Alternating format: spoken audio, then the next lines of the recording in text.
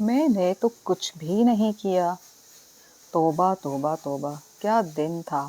صبح اٹھا تو بجلی نہیں، نہانے گیا تو پانی نہیں۔ امی نے دودھ کا ڈبہ نکالنے کو کہا فریج سے، ڈبہ پیچھے رکھا تھا، تیزی میں نکالا تو وہ گر گیا۔ اسکول جاتے ہوئے راستے میں وین خراب ہو گئی، گرمی سے برا حال تھا۔ اسکول دیر سے پہنچا، کلاس شروع ہو چکی تھی۔ ٹیچر سے ڈانٹ پڑی، بڑی مشکل سے دن گزرا۔ گھر پہنچا تو دروازہ بند تھا، امی پڑوس میں تھیں۔ میں نے اپنی طرف سے عقل مندی دکھائی اور دیوار سے کود گیا۔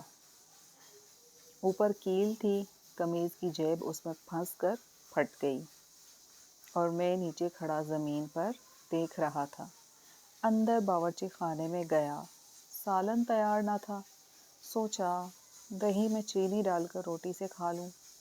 جلدی جلدی دہی میں چینی ملائی اور جوں ہی منہ میں نوالا ڈالا، اف، تھو تھو تھو۔ جب غور سے دیکھا تو نمک ڈال دیا تھا۔